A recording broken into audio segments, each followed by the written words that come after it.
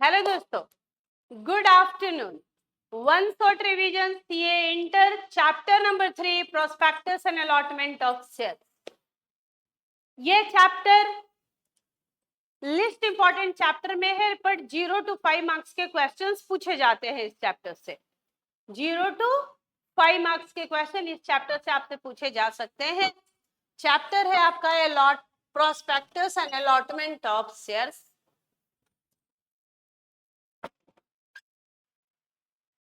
इस चैप्टर में ई फॉर्म्स देखिए, ई फॉर्म्स जो है वो 5 है। ई फॉर्म्स के नाम है यहाँ पास। Prospectus and allotment of shares के लिए 5 ई फॉर्म्स आपको पढ़ने हैं इस चैप्टर में। पहला है पास 1 जो है एडवर्टीजमेंट का। Advertisement giving detail of alteration of object of prospectus. पास 2 है इंफॉर्मेशन मेमोरेंडम। पास 3 है रिटर्न सबमिट करते हैं हम लोग। पास 4 में हम लोग प्राइवेट प्लेसमेंट ऑफर लेटर देते हैं। और पास 5 है रिकॉर्ड का प्राइवेट प्लेसमेंट का, या आप इसको रजिस्टर बोल सकते हैं। तो जो sections very very very important है आपकी एग्जामिनेशन पॉइंट ऑफ व्यू से, मतलब अगर कोई बच्चा prospectus and allotment of shares में इन सेक्शंस को भी पढ़ के चला जाएगा तो उसका काम हो जाएगा। तो देखते हैं कौन कौन से सेक्शन। Section 42, 23, 31, 32, 34, 35, 39 and 40। और बीच में एक सेक्शन आएगा 23 पढ़ते समय ऑफर फॉर सेल सेक्शन 28। इतना भी करके अगर कोई बच्चा चला जाए तो प्रोस्पेक्टस चैप्टर में बिल्कुल भी डरने की जरूरत नहीं, यही से क्वेश्चन होता है। तो चलिए 5 ई फॉर्म थे और सेक्शन का जो रेंज है प्रोस्पेक्टस में वो सेक्शन 23 से लेके सेक्शन 42 का रेंज है। आपको इतने सेक्शंस पढ़ने हैं, आउट ऑफ विच इतने सेक्शंस तो वेरी वेरी वेरी इंपॉर्टेंट है। चलो करा देते हैं। तो सबसे पहले सबसे इंपॉर्टेंट सेक्शन में आते हैं जिसका नाम है section 42 private placement of security. What is private placement? It is the specific offer. Private placement क्या होता है? It is the specific offer to identified person. जब हम कोई स्पेसिफिक ऑफर आइडेंटिफाइड पर्सन को बोलते हैं तो उसको हम बोलते हैं प्राइवेट प्लेसमेंट। पर्सन आइडेंटिफाई कौन करेगा? बोल रहा है बोर्ड। अप्रूव कौन करेगा? मेंबर, शेयर होल्डर अप्रूव करेंगे जनरल मीटिंग में by passing SR. So what is private placement? It is the specific offer made to the identified person. Persons are identified by board and approved by shareholders or member in general meeting by passing SR. कौन सा form है भाई जिसमें private placement करेंगे? पास 4। Register maintain करेंगे कि किसको किसको स्पेसिफिक ऑफर किया? पास 5। Maximum number of person, maximum number of person in a financial year can not exceed 200। मतलब मैक्सिमम कितने लोगों को हम ऑफर करेंगे प्राइवेट प्लेसमेंट एक फाइनेंशियल ईयर में? 200, 200 for each security. Each security मतलब शेयर, शेयर के लिए 200, डिवेंचर 200, बॉन्ड 200। तो ईच सिक्योरिटी के लिए आप एक फाइनेंशियल ईयर में मैक्सिमम 200 लोगों को प्राइवेट प्लेसमेंट ऑफर कर सकते हैं। Employees and QIBs are not counted in 200। ये जो आप 200 काउंट कर रहे हैं प्राइवेट प्लेसमेंट में, वो 200 काउंट करते समय अगर आप इम्प्लॉई को प्राइवेट प्लेसमेंट करते हैं और QIB क्वालिफाइड इंस्टीट्यूशनल बायर को, अगर आप क्वालिफाइड इंस्टीट्यूशनल बायर को या इम्प्लॉइज को करते हैं प्राइवेट प्लेसमेंट ऑफर तो उसको 200 में काउंट नहीं करना। नो कार, यहाँ जो पैसे आएंगे कैश में नहीं आएंगे। एडवर्टीजमेंट नहीं करना, क्योंकि एडवर्टीजमेंट का मतलब होता है जनरल ऑफर और अभी आपने कहा है प्राइवेट प्लेसमेंट का मतलब होता है स्पेसिफिक ऑफर। तो आप जनता को थोड़ी बताएंगे, जनता को बताएंगे क्या कि मैं जा रहा हूं मुकेश भाई को शेयर ऑफर करने? तो एडवर्टीजमेंट नहीं होगा, पैसे कैश में नहीं आएंगे और रिनाउंसिएशन नहीं हो सकता, रिनाउंसमेंट नहीं हो सकता। रिनाउंसमेंट का मतलब है मैंने आपको ऑफर किया, आप चाहते हैं कि किसी और को ट्रांसफर कर दे, नहीं कर सकते हैं। नो कार, कैश में पैसे नहीं आएंगे, एडवर्टीजमेंट नहीं करना, रिनाउंसमेंट नहीं होता। आप ये जो प्राइवेट प्लेसमेंट कर रहे हैं वो अगर पार्टी ने एक्सेप्ट किया तो अलॉटमेंट कितने दिन के अंदर करना है? 60 डेज। Allotment in 60 days. नहीं 60 दिन में अलॉटमेंट कर पाए तो नेक्स्ट 15 दिन में पैसे लौटा दीजिएगा। नहीं लौटाइएगा तो उस पैसे पे 12% पर एनम के हिसाब से 61st डे से इंटरेस्ट देना पड़ेगा। रिटर्न जो है वो कहाँ सबमिट करते हैं हम लोग? रिटर्न जो है अलॉटमेंट का कहाँ सबमिट करते हैं? पास 3 में 15 दिन के अंदर अलॉटमेंट के। ध्यान दीजिएगा रिटर्न यहाँ भी है, रिटर्न सेक्शन 39 में है, लेकिन वहां पे पब्लिक ऑफर का रिटर्न है, तो पब्लिक ऑफर का रिटर्न सबमिट करना है 30 दिन के अंदर। और प्राइवेट प्राइवेट प्लेसमेंट का रिटर्न सबमिट करना है, रिटर्न ऑफ अलॉटमेंट पास 3 में 15 दिन। प्राइवेट में कम लोगों का नाम होगा, रिटर्न में कम लोगों का नाम होगा, तो 15 दिन में अलॉटमेंट के सबमिट करना है पास 3। और जब हम सेक्शन 39 में पास 3 सबमिट करेंगे रिटर्न ऑफ अलॉटमेंट तो वहां 30 दिन का समय होगा। आगे बढ़िए। सेक्शन 23 में कुछ अमेंडमेंट है। ओवरसीज लिस्टिंग की बात हुई है। ये नाम है ओवरसीज लिस्टिंग, सुन के लग रहा है कि देश के बाहर जाके लिस्टिंग करानी है, लेकिन आईएफएससी में लिस्टिंग की बात हो रही है। अगर आप इंटरनेशनल फाइनेंशियल सर्विस सेक्टर जो कि गिफ्ट सिटी गुजरात में है वहां लिस्टिंग कराते हैं उसकी बात हो रही है। क्या कि जो प्रिस्क्राइब क्लास की पब्लिक कंपनियां हैं, मतलब लिस्टेड या अनलिस्टेड, प्रिस्क्राइब सिक्योरिटी अगर वो लिस्ट करा रहे हैं परमिसिबल स्टॉक एक्सचेंज में, परमिसिबल फॉरेन ज्यूरिसडिक्शन में तो करा सकते हैं। लेकिन परमिसिबल ज्यूरिसडिक्शन का मतलब क्या है? IFSC centre in India, international financial service sector in India, जो कि गिफ्ट सिटी में है गुजरात में। परमिसिबल स्टॉक एक्सचेंज कौन है? वहां 2 स्टॉक एक्सचेंज है, एक है इंडिया इंटरनेशनल एक्सचेंज और एक है एनएससी इंटरनेशनल एक्सचेंज। वही लिस्टिंग की बात हो रही है कि अगर कोई वहां पे लिस्टिंग करा रहा है आईएफएससी में, इंडिया इंटरनेशनल स्टॉक एक्सचेंज या एनएससी इंटरनेशनल स्टॉक एक्सचेंज में, तो उसको ओवरसीज लिस्टिंग मानेंगे। एग्जम्पशन टू अबव कंपनी, किन कंपनियों को? इन कंपनी है जो ऊपर में जो भी कंपनियां यहाँ ओवरसीज लिस्टिंग करा रही हैं उनको आप चैप्टर 3, 4, सेक्शन 89, 90, 127 एग्जम्प्ट है। उनको ये चैप्टर्स और सेक्शन फॉलो नहीं करने जो ओवरसीज लिस्टिंग करा रही हैं। नाम है ओवरसीज लिस्टिंग, सुन के लग रहा है कि विदेश में लिस्टिंग हो रहा है। आईएफएससी में लिस्टिंग हो रहा है, स्टॉक एक्सचेंज में हो रहा है, तो उसकी बात हो रही है। तो उनको एग्जम्पशन दिया गया चैप्टर 3 से 4 से सेक्शन 89, 90, 127 से। प्रोस्पेक्टस इनको इशू करना है लीप 1 में। कुछ कंपनियां एलिजिबल ही नहीं है ओवरसीज लिस्टिंग के लिए। अगर आप सेक्शन 8 कंपनी है, निधि कंपनी है, गारंटी कंपनी जिनमें शेयर कैपिटल है, या अगर आपका कोई आउटस्टैंडिंग डिपॉजिट है जो आपने पब्लिक से लिया था उसका पेमेंट बाकी है, तो आप ओवरसीज लिस्टिंग नहीं करा सकते। अगर आपका निगेटिव नेटवर्थ है तो ओवरसीज लिस्टिंग नहीं करा सकते। आपने अगर डिफॉल्ट किया है in payment to bank, PFI, NCD या कंपनी तो नहीं आप कर सकते ओवरसीज लिस्टिंग। लेकिन अगर आपने डिफॉल्ट किया और उसको सुधार लिया तो कर सकते हैं। जो वाइंडिंग अप के लिए अप्लाई किए भाई, वाइंडिंग अप के लिए अप्लाई किया और अब क्या ओवरसीज लिस्टिंग करेंगे? या अगर आपने डिफॉल्ट किया है फाइलिंग में सेक्शन 92 मतलब एनुअल रिटर्न या 137 फाइनेंशियल स्टेटमेंट, तो भी आप ओवर लिस्टिंग के लिए अप्लाई नहीं कर।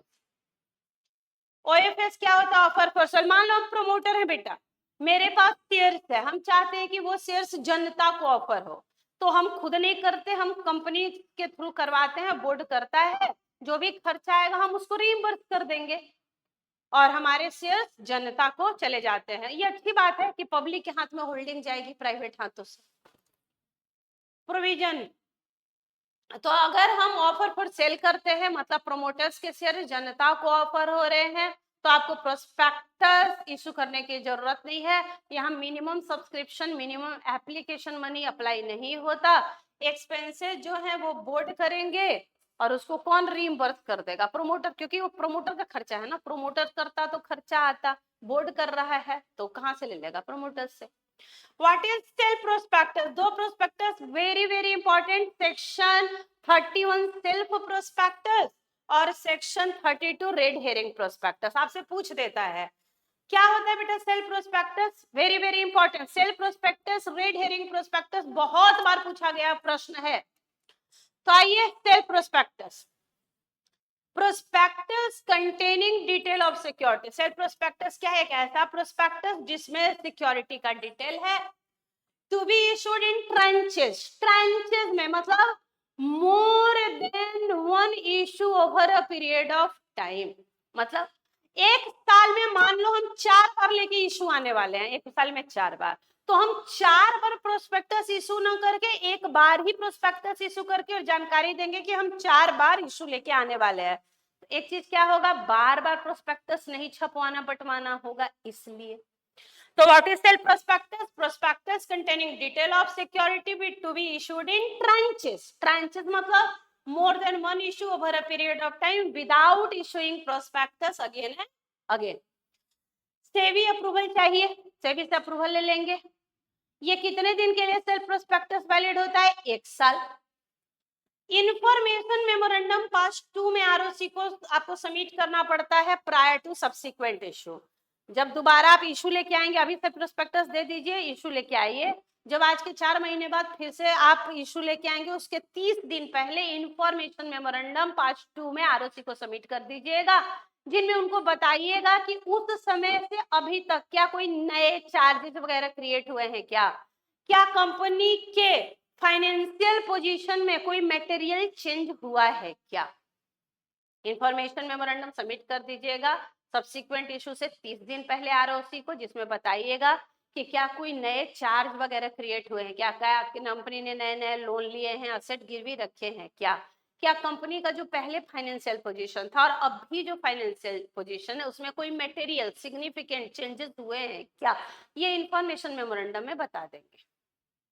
सेक्शन 32 रेड हेयरिंग प्रोस्पेक्टस का है, very very very important. Red hearing prospectus मतलब इनकम्प्लीट प्रोस्पेक्टस, ना तो आप बता रहे कि आप कितना शेयर इशू करने जा रहे हैं क्वांटम, ना आप बता रहे हैं इशू प्राइस, बस आप एक प्राइस बैंड रेंज बता देते हैं कि इतने से इतने तक शेयर आ सकते हैं और इतने से इतने इशू प्राइस के बीच में आते हैं, और जनता से ही पूछते हैं कि भाई उनका क्या विलिंगनेस है, वो कितने में शेयर खरीदना चाहते हैं। तो इनकम्प्लीट प्रोस्पेक्टस ना तो क्वांटम और ना इशू प्राइस बताते हैं। Copy of it submitted to ROC 30 days prior to, जब सब्सक्रिप्शन लेके आना होता है वहां से 30 डेज पहले इसको हम सबमिट करते हैं। और अगर वेरिएशन हो रेड हेरिंग प्रोस्पेक्टस और मेन प्रोस्पेक्टस में, तो इसको वेरिएशन के रूप में हाईलाइट करते हैं, नहीं करेंगे तो इसको फ्रॉड माना जाएगा अंडर सेक्शन 447। ठीक है,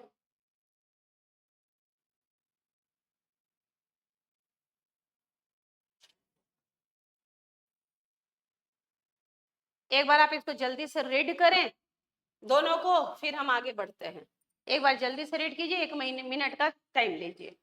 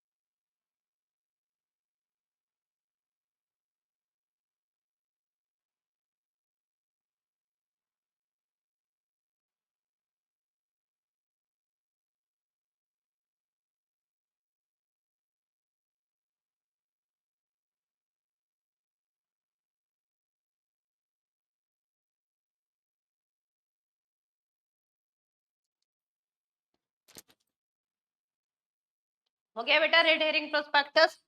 यहाँ पे आप क्या कीजिए, ये 30 नहीं, 3 डेज पहले, 3 डेज पहले लेके आते बेटा हम लोग।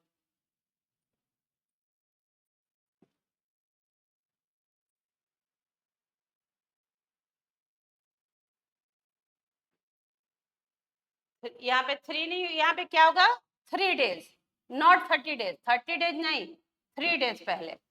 रेड हेरिंग प्रोस्पेक्टस 3 दिन पहले, 3 डेज प्रायर टू सब्सक्रिप्शन लेके आते हैं। इसको ठीक कर लीजिए, 30 डेज नहीं 3 डेज। आगे बढ़िए, सेक्शन 34, 35 में बेटा क्रिमिनल और सिविल लायबिलिटी की बात हुई है। सेक्शन 34, 35, सेक्शन 34 है आपका क्रिमिनल लायबिलिटी, 35 है सिविल। बोले अगर कोई व्यक्ति जानबूझ के मेंस या गिल्टी माइंड से फ्रॉड करने के इंटेंशन से गलत अगर प्रोस्पेक्टस में बातें बता रहा है, तो जो भी ऑथराइज कर रहा है इशू ऑफ प्रोस्पेक्टस उसको क्रिमिनल लायबिलिटी मानी जाएगी, उसको सजा होगी। सिविल लायबिलिटी का मतलब है कि आपने गलत इंफॉर्मेशन दी है जिससे किसी व्यक्ति को या पब्लिक को कोई लॉस हुआ, तो आपको डैमेज देना होगा जितना उसको नुकसान हुआ। लेकिन 2 एक्सेप्शन है क्या इसके, अगर आपने जो मिस स्टेटमेंट दिया वो इमैटेरियल है, मतलब डायरेक्टर ने अपना एड्रेस गलत बता दिया तो इमैटेरियल है, तो इससे कोई प्रभाव नहीं होगा। आप till the time of issue information, आपने जो इंफॉर्मेशन दी है वो जब तक इशू नहीं हुआ था तब तक सही था, तो भी आपको क्रिमिनल लायबिलिटी अट्रैक्ट नहीं होगी। सिविल लायबिलिटी कब अट्रैक्ट नहीं होगी, डायरेक्टर्स अनअवेयर थे कि गलत इंफॉर्मेशन दिया जा रहा है, और जैसे ही उनको पता चला कि ये गलत है उन्होंने पब्लिक नोटिस दिया और बता दिया कि भाई ये गलत इंफॉर्मेशन और मुझे जानकारी नहीं थी। दूसरा, उन्होंने अपना कंसेंट दिया और कंसेंट जो है वो विड्रॉ कर लिया बिफोर इशू ऑफ प्रोस्पेक्टस, या उन्होंने जो अपना कंसेंट दिया वो स्टेटमेंट के आधार पे था एक्सपर्ट के, मतलब एक्सपर्ट ने गलती की है तो उनका कोई दोष नहीं माना जाएगा। कुछ केस लॉ है जो इंपॉर्टेंट केस लॉ हुए थे जो आपको क्लास में मैंने बताए हैं, उसी की यहाँ पे समरी है। स्मिथ वर्सेस चैडविक का केस हुआ, जो केस किस चीज का था, मिसलीड किया गया था, एम्बिग्यूअस स्टेटमेंट देखिए आपने मिस स्टेटमेंट दिया और वो वेग था, एम्बिग्यूअस था। दूसरा रेक्स वर्सेस लॉर्ड कैलसेंट का केस हुआ था जहां मिसलीड किया गया था जनता को by hiding truth through superficial statement देके। तीसरा केस था पिक वर्सेस गुर्ने का, कि कंपनी जो है सू नहीं कर सकती है अगर कंपनी जो है company can not sue if shares are bought through, आप कंपनी पे केस नहीं कर सकते, company can not be sued, company पे केस नहीं कर सकते अगर आपने शेयर सेकेंडरी मार्केट से खरीदा है। अगर आपने कंपनी से शेयर खरीदा और मिसलीडिंग है कुछ भी तब तो कंपनी पे केस होगा, और अगर नहीं आपने सेकेंडरी मार्केट से खरीदा तो कंपनी पे केस थोड़ी होगा। और हेंडरसन वर्सेस लैकन का केस किया था, मिसलीड किया इन्होंने थ्रू फॉल्स स्टेटमेंट। सेक्शन 39 क्या है, अलॉटमेंट ऑफ सिक्योरिटी, जो हम सिक्योरिटी अलॉट करते हैं तो मिनिमम सब्सक्रिप्शन कितना आना चाहिए, कंपनीज एक्ट बोलता है कि जितना प्रोस्पेक्टस में आपने लिखा है उतना, सेबी बोलता है 90% of issue. Minimum application money companies act के अनुसार 5% of nominal value in unlisted company, और सेबी के अनुसार 25% of issue price in listed company. Minimum subscription companies act के अनुसार जो अमाउंट आपने प्रोस्पेक्टस में बताया है उतना होना चाहिए, सेबी के अनुसार 90% of issue price, 90% of issue. Minimum application money कितना आना चाहिए, कंपनीज एक्ट बोलता है कि अनलिस्टेड कंपनी में 5% ऑफ इशू प्राइस, और सेबी बोलता है कि 25% of issue price in listed company. यहाँ पे भी आपको अलॉटमेंट, आपको रिटर्न भरना होगा अलॉटमेंट का पास 3 में, लेकिन यहाँ टाइम पीरियड ध्यान दीजिए 30 डेज ऑफ अलॉटमेंट है, और प्राइवेट प्लेसमेंट में भी पास 3 सबमिट करना, लेकिन वहां 15 डेज ऑफ अलॉटमेंट था। सेक्शन 40 है application to stock exchange, underwriting commission के बारे में बोल रहा है कि कितना अंडरराइटिंग कमीशन थे। अंडरराइटर्स कौन होते हैं बेटा? जो अग्री करते हैं कि अगर जनता आपके शेयर्स नहीं खरीदेगी तो हम खरीद लेंगे, मतलब जो रिस्क ले रहे हैं और गारंटी दे रहे हैं कि अगर जनता नहीं खरीदेगी तो वो खरीद लेंगे, उनको बोलते हैं अंडरराइटर। तो अंडरराइटिंग कमीशन कितना है रूल 3 के अनुसार? शेयर के केस में 5% ऑफ इश्यू प्राइस, या जो रेट आपने आर्टिकल में बताया है विच एवर इज लोअर, और डिवेंचर के केस में 2.5% ऑफ इश्यू प्राइस, या जो रेट बताया गया है आर्टिकल में which ever is lower is the underwriting commission. Share के केस में 5% ऑफ इश्यू प्राइस, या आर्टिकल जो बोलता है, डिवेंचर के केस में 2.5% ऑफ इश्यू प्राइस, या जो आर्टिकल बोलता है which ever is lower is the underwriting commission.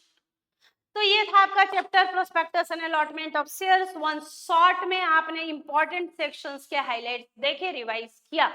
इसी तरीके से अब कल हम लोग शेयर डिवेंचर कर लेंगे और उसके बाद इनकॉर्पोरेशन, फेमा और एलएलपी, और इस तरीके से सितंबर के लिए क्विकली हमने रिवाइज कर लिया वन शॉट में पूरे लॉ को। इस बार लॉ के बारे में एक बड़ी अच्छी खुशखबरी है बेटा। 4 को अकाउंट्स का पेपर है, उसके बाद पूरा 5, 6 और 7 को 1/2 इतना टाइम मिल रहा है मेरे रिवीजन का। अगर टोटल मिला के देखें तो 3 दिन लगभग लॉ के रिवीजन के लिए जा रहा है।